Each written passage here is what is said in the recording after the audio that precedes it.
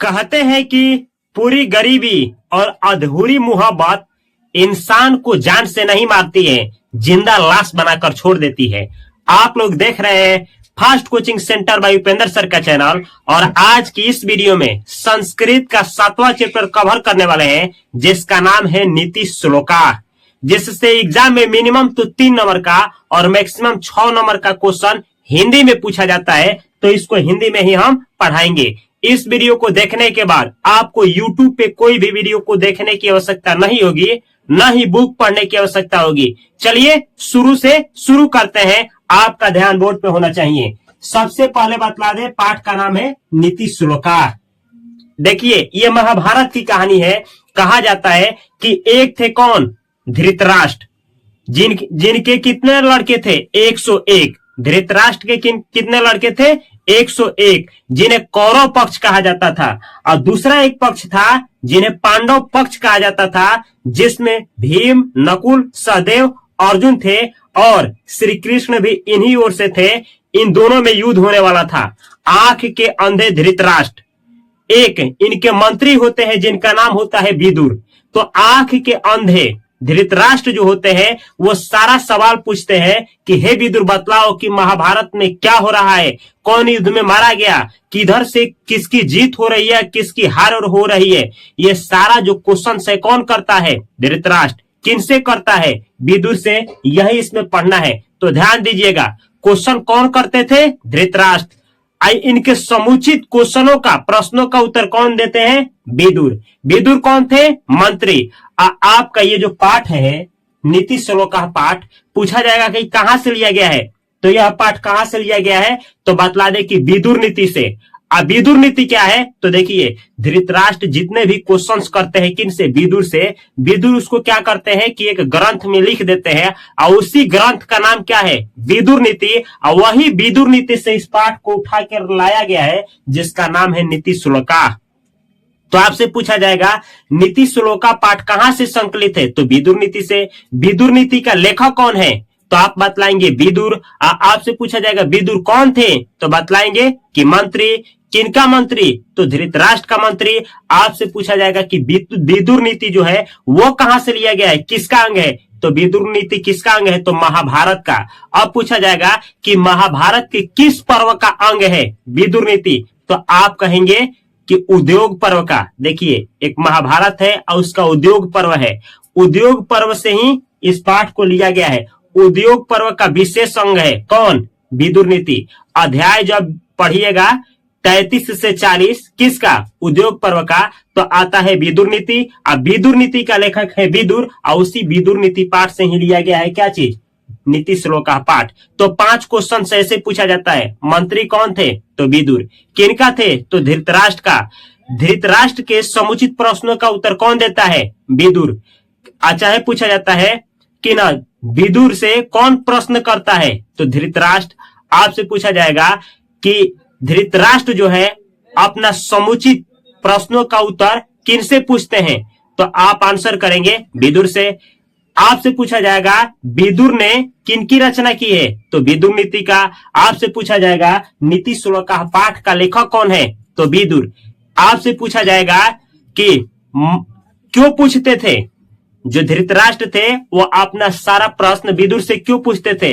तो अपने मन के चित्त के लिए, यानी मन अचित एक ही होता है, अपने मन की शांति के लिए, अपने चित्त के शांति के लिए प्रश्न पूछते थे। कैसा प्रश्न करते थे? तो नीति विषयक। एग्जाम में आता है कि धृतराष्ट्र कैसा प्रश्न करते थे? तो नीति विषयक। नीति विषयक का मतलब होता है नीति से जुड़ा हुआ प्रश्न करते थे। किनसे? तो विदुर से। अब देखिए, इसमें आपको कितना श्लोक पढ़ना है? तो 10। यहां देख सकते हैं 1 2 3 4 5 6 7 8 9 10। ये 10 श्लोक है। अब एग्जाम में पूछा जाता है आपसे कि नीति श्लोका पाठ में कुल कितने श्लोक हैं? तो आंसर करना है 10। पहला श्लोक यहाँ पे हम लिखे हैं, आपको बतला दिए कि धृतराष्ट्र कौन थे? तो आंख के अंधे। इनके मंत्री कौन थे? तो विदुर। विदुर किसकी रचना किए हैं? विदुर नीति का। विदुर नीति से कौन सा पाठ लिया गया है? नीति श्लोका। इसमें कितने श्लोक हैं? तो 10 श्लोक हैं। पहला श्लोक कौन सा है? तो यहाँ लिखे हैं, ध्यान से समझना है, जो भी क्वेश्चन आता है समझाएंगे। पहला श्लोक है, यस्यम कीर्तम न विघंति सित मुश्रम भयम रति समृधर समृधरवा सवय पंडित उच्यते। देखिए क्या कहा गया है, यस्यम मतलब यश, कीर्त्यम मतलब कार्य, न मतलब नहीं, विघंति जिसके कार्य में यश मतलब जिसके कार्य में यश और अपयश, विघ्न न डाले, शीत मुश्रम, शीत शीत यानी ठंडी, उश्रम का मतलब गर्मी यानी ठंडी और गर्मी, भय मतलब भयम का मतलब भय, और रति रति का मतलब होता है भावुकता, यानी जिसके कार्य में यश अपयश, सर्दी गर्मी, अभय भावुकता, समृद्धि मतलब अमीरी, इसको तोड़िएगा तो निकलेगा असमृद्धि यानी गरीबी। क्या करे तो प्रभाव न डाले यानी विघ्न न डाले, उसे ही क्या कहते हैं, पंडित कहते हैं। आपसे एग्जाम में पूछा जाएगा कि पंडित किसे कहा जाता है, तो ऐसे आंसर करना है, हिंदी में लिखना होता है पंडित किसे कहा जाता है या पंडित का गुण लिखे तो आप बतलाएंगे जिसके कार्य में सर्दी गर्मी, और क्या चीज, सर्दी गर्मी, यश अपयश, और क्या चीज, अमीरी गरीबी, विघ्न ना डाले, उसे ही क्या कहते हैं, उसे ही पंडित कहते हैं। आपसे 2 नंबरिया क्वेश्चन पूछा जाएगा कि नीति श्लोक का पाठ के आधार पर बतलाए कि पंडित किसे कहा गया है, या विद्वान किसे कहा जाता है, या महान किसे कहा जाता है। तो ऐसे लिखेंगे जिसके कार्यों में सर्दी गर्मी, क्या चीज, सर्दी गर्मी, यश अपयश, यश अपयश, अमीरी गरीबी यानी समृद्धि असमृद्धि, विघ्न ना डाले, उसे ही पंडित कहते हैं, या विद्वान कहते हैं, या महान कहते हैं। इसको देख करके जाना है क्योंकि यहां से क्वेश्चन 2 नंबरिया पूछा जाता है। इससे ऑब्जेक्टिव नहीं लेकिन 2 नंबरिया जरूर पूछा जाता है। ऑब्जेक्टिव में कैसे पूछा जाता है, तो किसके कार्य में सर्दी गर्मी, भय, या फिर भय हो गया और अमीरी गरीबी, फर्क नहीं डालता है, विघ्न नहीं डालता है, तो आप आंसर क्या करेंगे, पंडित। यह है आपका पहला श्लोक। दूसरा श्लोक यहाँ पे है, देखिएगा, तत्वज्ञ सर्वभूता नाम यो यज्ञ सर्व कर्माणाम उपायोग्यो मनुष्याणाम नरः पंडित उच्यते। यहाँ फिर पंडित का एक दूसरा डिफिनेशन दिया गया है, तत्वज्ञ सर्वभूता नाम, तत्वों का असलियत का जो ज्ञान रखता हो, यानी कौन सा पदार्थ किस तत्व से मिला है, बना है, इस ब्रह्मांड में कौन सा पदार्थ किस तत्वों से मिल करके बना है, और सभी कार्यों को करने का जो उत्तम ढंग जानता हो और उन कार्यों का जो परिणाम जानता हो, उसे ही पंडित कहते हैं। यह दूसरा श्लोक बतला रहा है। आपको क्या एग्जाम में आएगा तो ये वाला श्लोक लिखना है, नहीं। जब पूछेगा पंडित किसे कहा जाता है तो पहले श्लोक के आधार पर बतलाइएगा कि जिसके कार्यों में सर्दी गर्मी, भय, और क्या चीज, अमीरी गरीबी, विघ्न न डाले, उसे ही पंडित कहते हैं। ऐसे लिखना है जिसके कार्य में क्या चीज, तो भय, और क्या चीज, सर्दी गर्मी अमीरी गरीबी, विघ्न न डाले, यश अपयश, विघ्न न डाले, उसे ही पंडित कहते हैं। तो ये 2 श्लोक में केवल इससे सबसे ज्यादा क्वेश्चंस पूछे जाते हैं, ये बस दिखाने के लिए है, ऐसे क्वेश्चंस इससे नहीं आता है। अगला है अनाहुतः प्रविष्टि, मतलब बिना बुलाए जो चला आता हो, अपृष्टो बहुभाषते, और बिना पूछे ही बहुत बोलता हो, अविश्वस्ते विश्वसिति, जिस पर विश्वास नहीं करना चाहिए उस पर विश्वास करता हो, मूढ़ चेता नराधम, उसे मूढ़ चेता नराधम कहा जाता है। यानी मनुष्यों में क्या कहा जाता है, मूर्ख कहा जाता है, या मनुष्यों में नीच कहा जाता है। अब आपसे सवाल यहां से आना शुरू हो जाता है, पूछा जाएगा ऐसे, मूर्ख का पहचान क्या है, मूर्ख का गुण लिखे, नीति श्लोक का पाठ के आधार पर बतलाए कि मूर्ख किसे कहा जाता है, या नीति श्लोक का पाठ के आधार पर बतलाए कि मूर्खों का गुण क्या होता है, या मूर्ख किसे कहा जाता है। ये देखिए 2011 से लेकर के और 2025 तक 9 बार पूछा जा चुका है कि मूर्ख किसे कहते हैं, या नीति श्लोक का पाठ के आधार पर मूर्ख का गुण लिखे, या नीति श्लोक का पाठ के आधार पर मूढ़ चेता नराधम किसे कहा जाता है, लिखें। 9 बार पूछा जा चुका है, और जहां तक विश्वास है कि 26 में 27 में भी पूछा जाएगा, तो इसको ध्यान से देखें और समझिए। जो बिना बुलाए का क्या करता हो, चला आता हो, और बिना पूछे क्या करता हो, बोलने लगता हो, और जिस पर विश्वास नहीं करना चाहिए उस पर भी वो विश्वास करता हो, तो उसी को क्या कहा जाता है, उसी को कहा जाता है मूढ़ चेता नराधम। या फिर मूर्खों में नीच या फिर मूर्ख कहा जाता है? एक बार और, क्योंकि एग्जाम में आएगा, मूर्ख किसे कहा जाता है बतलाएं? तो बतलाना है आपको, जो बिना बुलाए क्या करे, चला आए, और बिन पूछे बोलना शुरू कर दे, और जिस पर विश्वास नहीं करना चाहिए उस पर विश्वास करे, तो उसी को कहा जाता है मूढ़ चेता नराधम या मूर्ख या मनुष्यों में नीच। अगला है श्लोक, देखिएगा 3 बतला दिया आपको। अच्छा, हिंदी में ऐसे देता है अनाहुत अनाहुत प्रविष्टि डॉट डॉट डॉट, तब बोलेगा कि ये पद कहां से लिया गया है, किस पाठ का उक्ति है, तो बतलाना है किसका है, नीति श्लोक का पाठ का। मतलब पूछ रहा है कि ये जो श्लोक है कहां से लिया गया है, तो नीति श्लोक का पाठ का ये उक्ति है यानी श्लोक है। अब देखिए चौथा, एको धर्म परम श्रेय, इस वाले से केवल ऑब्जेक्टिव आता है, सब्जेक्टिव नहीं। एको धर्म परम श्रेय, एक जो धर्म होता है वो क्या होता है, परम श्रेयकर होता है, यानी एक धर्म होता है तो श्रेष्ठ होता है। जैसे मानिए एक मर्द है और 10 शादी किया है, तो पूछा जाएगा कि आपकी बेस्ट औरत कौन सी है, यानी आपकी बेस्ट पत्नी कौन सी है, तो नहीं बतला पाएगा। ऐसे ही एक आदमी 10 धर्म को माने, अब पूछा जाए कि आपका बेस्ट धर्म कौन सा है, तो नहीं बतला पाएगा।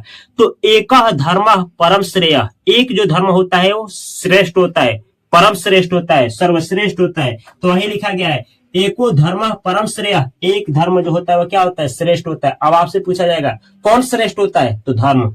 अब कितना धर्म, तो एक धर्म। अब पूछा जाएगा क्षमा का शांति रूप में, और क्षमा से किसकी प्राप्ति होती है, शांति की।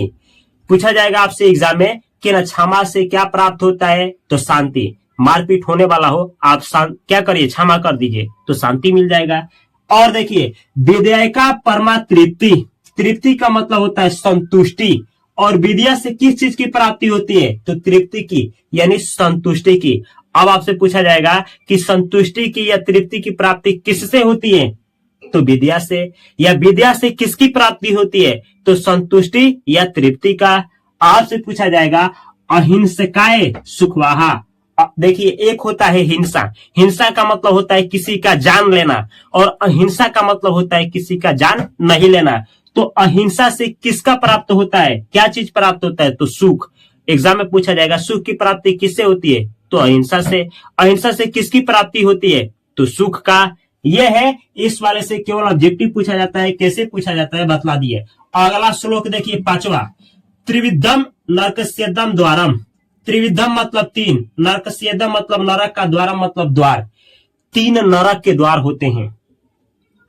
नासन महात्मा, लिखा गया है कि 3 नरक के द्वार होते हैं जो आत्मा का नाश करते हैं।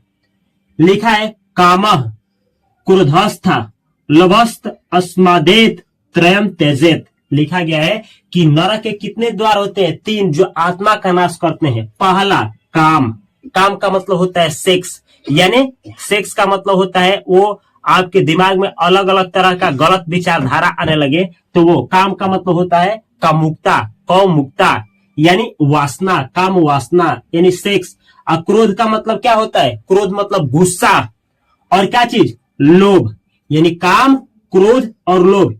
इन तीनों को, ये तीनों नरक के द्वार होते हैं, इसीलिए इन तीनों को क्या कर देना चाहिए, त्याग देना चाहिए।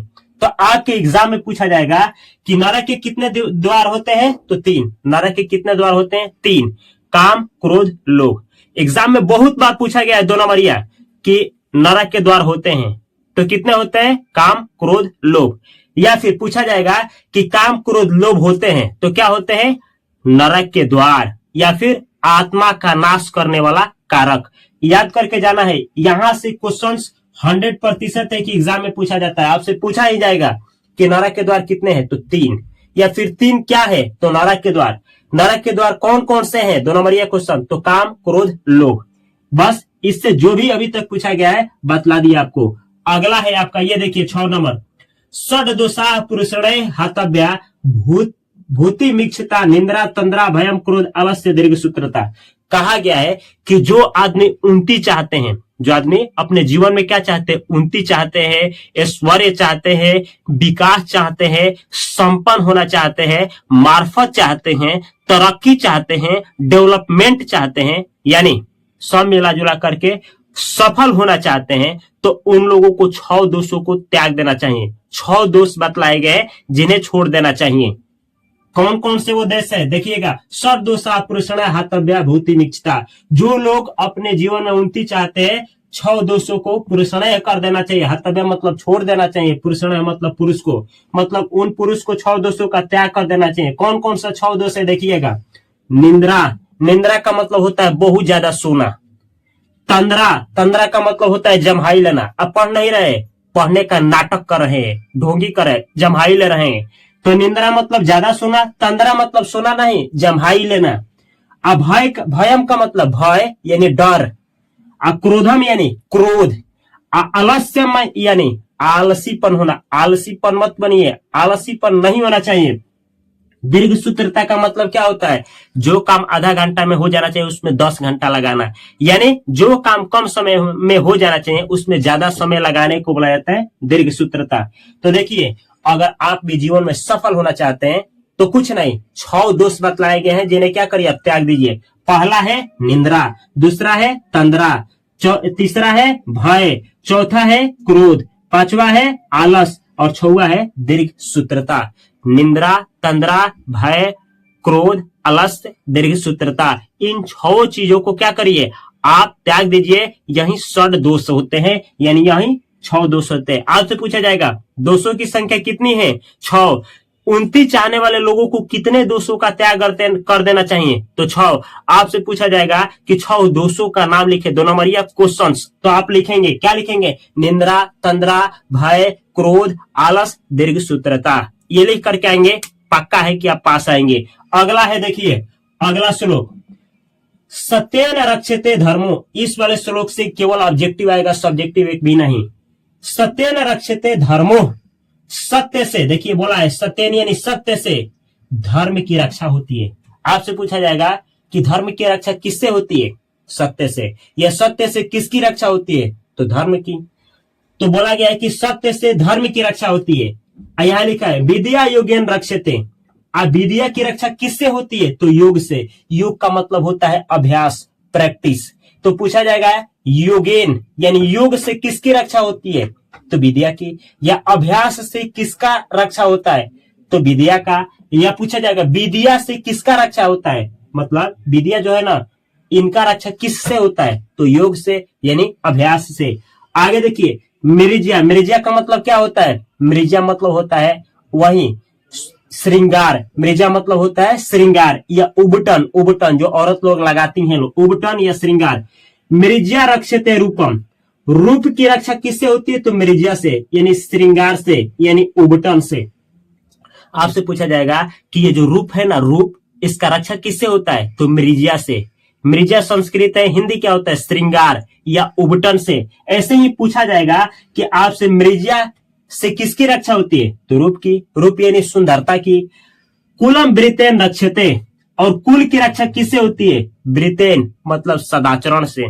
अगर आपका अच्छा आचरण रहेगा ना तो उससे कुल का रक्षा होता है, कुल का इज्जत बचता है, परिवार का रक्षा होता है, परिवार का इज्जत बचता है। तो ये है ऑब्जेक्टिव जिस तरह से पूछा जाता है। अगला है श्लोक देखिएगा 8वां, सुलभा पुरुषा राजन सततम प्रियवादिना। बोल रहे हैं कौन? बोल रहे हैं विदुर धृतराष्ट्र से कि हे राजन, सुलभा मतलब आसानी से वो पुरुष लोग मिल जाते हैं, सततम प्रियवादिना। बोल रहे हैं कि हे राजन, सतत प्रिय बोलने वाले मतलब सादा मीठ बोलने वाले लोग, प्रिय बोलने लोग आसानी से मिल जाते हैं। ये बोल रहे हैं, कौन बोल रहे हैं? विदुर बोल रहे हैं कि हे राजन, मीठ बोलवा लोग आसानी से मिल जाते हैं। अप्रियस्य, लेकिन अप्रिय बोलने वाले, तू पथस्य, और अप्रिय सुनने वाले, वक्ता श्रोता च दुर्लभ। लेकिन अप्रिय बोलने वाले और अप्रिय सुनने वाले दुर्लभ ही मिलते हैं। ये बोल रहे हैं, कौन बोल रहे हैं? विदुर बोल रहे हैं धृतराष्ट्र से कि हे राजन, मीठ बोलवा लोग आसानी से मिल जाते हैं, मतलब प्रिय वचन बोलने वाले लोग आसानी से मिल जाते हैं, लेकिन कटु बोलने वाले लोग और कटु आपके लिए बोले और आप जैसा आदमी सुनने वाले लोग बहुत कम ही मिल पाते हैं, यानी दुर्लभ ही मिलते हैं। इसको ऐसे समझिए कि बोला जा रहा है कि मीठ बोलवा लोग आसानी से मिल जाते हैं, लेकिन जो कटु बोले और आपके लिए बोले ऐसा कटु बोलने वाले लोग और ऐसा कटु सुनने वाले लोग दुर्लभ ही मिलते हैं। इस श्लोक का अर्थ यही हुआ। तो आपसे पूछा जाएगा कि हमेशा प्रिय वचन बोलने वाले लोग मिलते हैं, तो मिलते हैं कैसे मिलते हैं? सुलभ, यानी आसानी से मिल जाते हैं। अब बोला जाएगा कि ना कटु वचन बोलने वाले लोग मिलते हैं, तो क्या दुर्लभ, यानी दुर्लभ मिलते हैं, यानी आसानी से नहीं मिलते हैं। ये हो गया श्लोक। अब देखिए 8वां, पूजनीया महाभागा पुण्याश्च गृह दीप्य।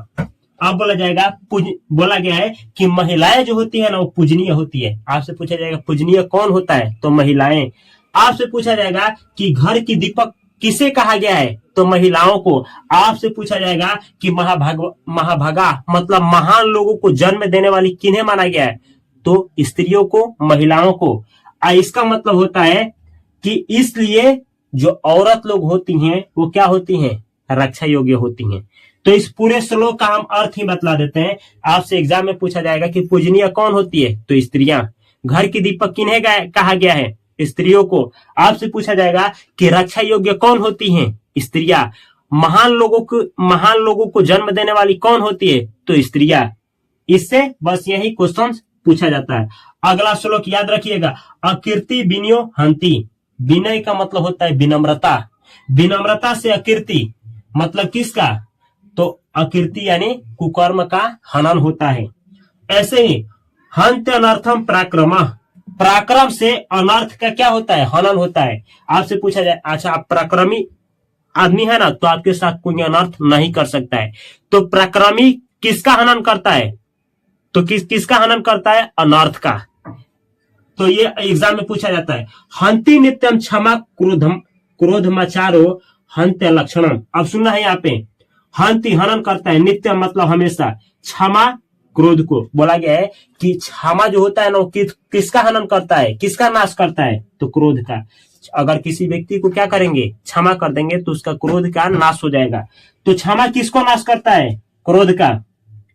क्रोध मचारो मतलब जो आचरण होता है, जो सही आचरण होता है, वो किसका हनन करता है? तो कुलक्षण का। तो अब यहां से 5 क्वेश्चन पूछे जाएंगे। अकीर्ति का हनन कौन करता है? विनय। और क्या? ये बोला जाएगा पराक्रम किसका हनन करता है? अनर्थ को। या पराक्रम से क्या दूर होता है? अनर्थ।